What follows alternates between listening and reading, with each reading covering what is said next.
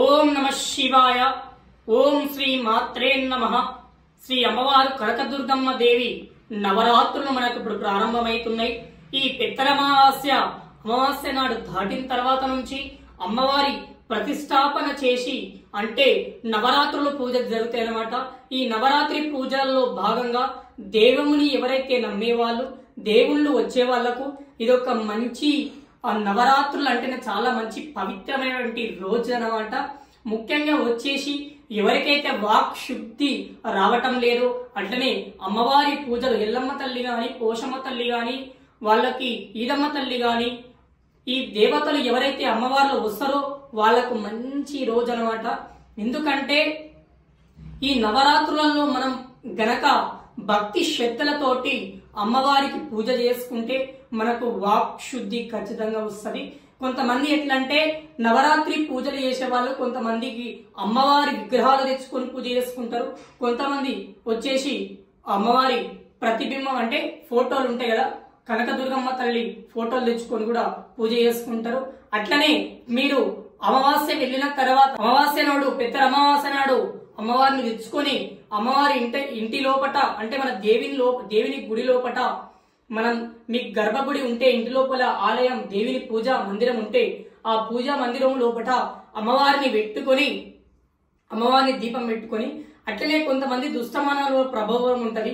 ఆ దుష్ట మానవుల దుష్ట క్షుద్ర పూజల ప్రభావం మనకు కలగకుండా ఉండాలంటే కాళికామాత చాలా పవర్ఫుల్ గా పనిచేస్తుంది అన్నమాట.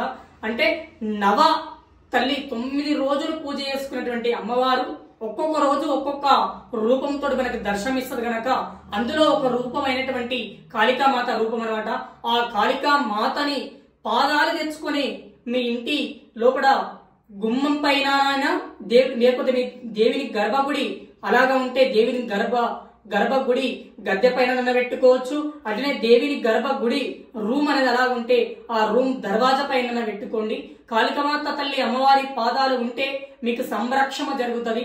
ఆ అమ్మవారి పాదాలు కూడా తీసుకొచ్చుకొని మన ఇంటి లోపల పెట్టుకుని ఒక 9 రోజులు పూజ నిష్కలంగా చేసుకుని పాదాలకు చెప్పులు వేయకుండా అట్లనే అమ్మవారికి నిత్య పూజ చేసుకుంటూ అమ్మవారిని వేడుకుంటూ ఉంటే మనకు ఖచ్చితంగా జరుగుతుంది.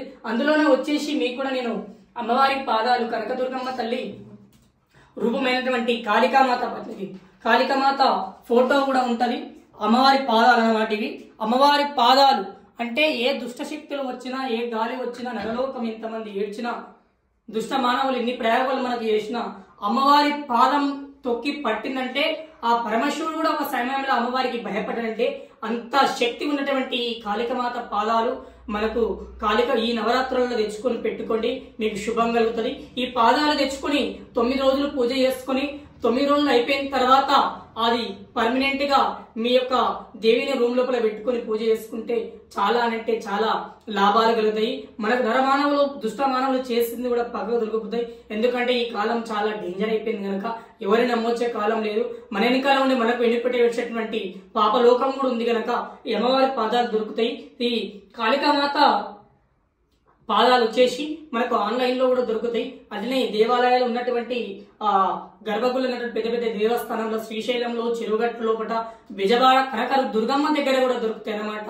అమ్మవారికి ఒక 7 బావుల నీళ్లు తీసుకొచ్చి అమ్మవారికి ఫస్ట్ రోజు తమను నిలబెట్టుకున్నప్పుడు 7 బావుల నీళ్లు తీసుకొచ్చి స్నానం చేసి అమ్మవారికి అట్లనే పూజ చేసి గంగా జలంతో చల్లి పూజ చేసుకో, ఖచ్చితంగా నీకు ప్రయోజనం జరుగుతుంది. అందులో భాగంగా ఈ రోజు మీకు ఈ వీడియో తీసుకొచ్చిన. మీకు అమ్మవారి కాళికామాత పాదాలు తెచ్చితే ఖచ్చితంగా తెచ్చి పెట్టుకోండి. వాక్శుద్ధి వస్తుంది, నోటి పలుకులు వస్తుంది. అట్లనే దైవ పూజలు చేసుకున్న వాళ్ళకైతే శక్తి బలం పెరుగుతుంది. అంతవరకు నేనుంటా మీ శివస్వామి యాదవ్. మరొక వీడియోతో కలుసుకుందాం. ఓం నమ శివాయ. ఓం శ్రీ కాళికామాత కనకదుర్గ మాతే నమః.